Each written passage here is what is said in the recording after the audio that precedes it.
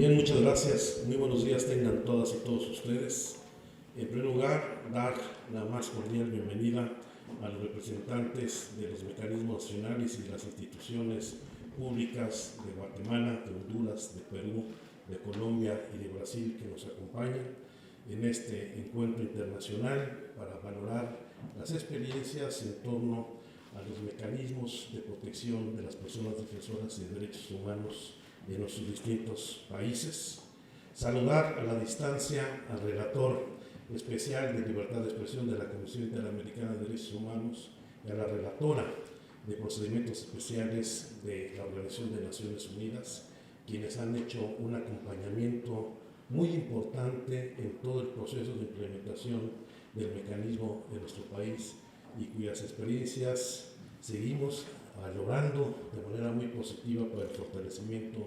de este mecanismo. Y por supuesto agradecer la presencia de la senadora Kenia López Rabadán. Qué bueno que estamos aquí. Vamos a trabajar juntos una reforma profunda a la legislación actual en materia de protección de defensoras de derechos humanos y periodistas. A Guillermo Fernández, por supuesto, este acompañamiento a la Oficina de la Alta Comisionada de Derechos Humanos de Naciones Unidas, en donde todos los días, no cada semana, todos los días trabajamos de manera conjunta, y a Tsiri Elizabeth Ávila, que forma parte del Consejo dentro del mecanismo, cuya experiencia valoramos ampliamente, así como a Enrique Lazoque, mi compañero Enrique Lazoque, y a todos quienes participan en este proceso. La verdad es que estamos a punto de cumplir 10 años de una legislación que fue publicada en el 2012 y que desde aquel momento la asumimos como una ley que debería atender de manera extraordinaria un fenómeno de violencia contra periodistas y defensoras y defensores de derechos humanos. En los debates que dimos en aquel entonces en el Congreso de la Unión, veíamos el mecanismo como un instrumento para dar no solamente una respuesta inmediata a este fenómeno de violencia y de agresiones, sino también para establecer las condiciones y capacidades institucionales para revertir este fenómeno delictivo en nuestro país. Pero como bien ha señalado Kenia y la propia relatora, nos dijo usted en su intervención de Naciones Unidas, lo cierto es que el mecanismo ha resultado ser insuficiente para enfrentar y revertir este fenómeno. Ha salvado vidas, efectivamente,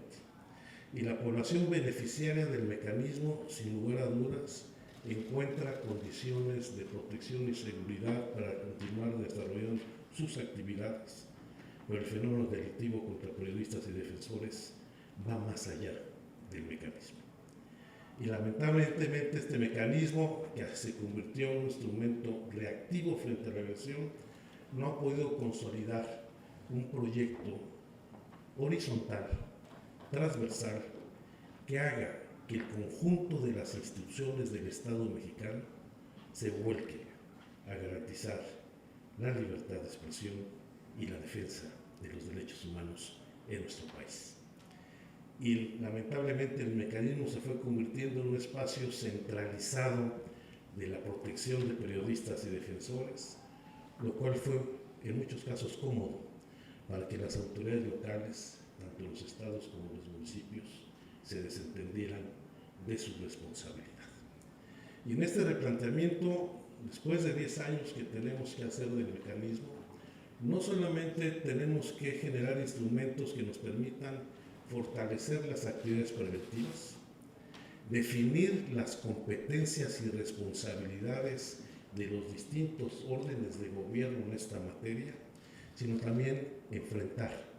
otras áreas desde el Estado mexicano para garantizar estos derechos. Y una que es muy importante, además de una política de prevención del delito, es el combate a la impunidad frente a quienes cometen estos ilícitos. Porque lamentablemente el porcentaje de impunidad en nuestro país en la comisión de delitos contra defensoras y defensores y contra periodistas rebasa el 90% de la situación. Veamos, seguramente Enrique les presentará en las próximas mesas de trabajo el diagnóstico que se ha elaborado de estos 10 años de implementación del mecanismo y vemos cómo la impunidad en los homicidios cometidos contra defensoras y defensores de derechos humanos, 96 en estos 3 años de gobierno, lo hemos asumido con toda claridad, alcanza el 98% de impunidad. Y en el caso de los homicidios a periodistas, anda en el 94% de impunidad. Necesitamos que las instancias de procuración y de impartición de justicia hagan su trabajo y enfrentemos este fenómeno de impunidad que, como ya lo señaló Enrique Lazoque en su intervención, encuentra graves responsabilidades de la propia autoridad. El 45% de las agresiones contra periodistas y defensoras de derechos humanos provienen particularmente de autoridades del orden municipal y del orden local. Y si se juntan esta falta de controles, de supervisión, del trabajo de las fuerzas de seguridad en el ámbito local, junto con la impunidad que prevalece en la sanción y el castigo de este delito, difícilmente se va a poder remontar esta situación. Por eso, cuando hablamos de pasar de una estructura, un mecanismo reactivo a uno preventivo, estamos hablando no solamente de fortalecer el mecanismo en sí,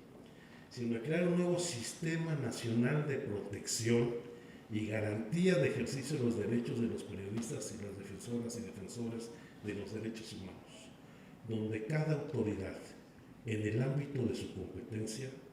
tenga responsabilidades que cumplir y cuente y se le establezcan mecanismos de control y rendición de cuentas. De nada sirve fortalecer un mecanismo donde la autoridad local se desentiende de su responsabilidad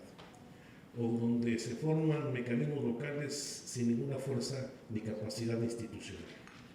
Necesitamos un cambio profundo para poder revertir esa situación de riesgo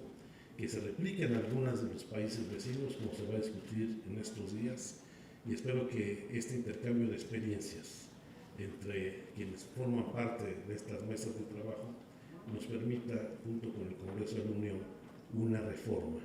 para garantizar uno de los derechos fundamentales, dos de los derechos fundamentales, que es el de la libertad de expresión y el derecho a defender los derechos,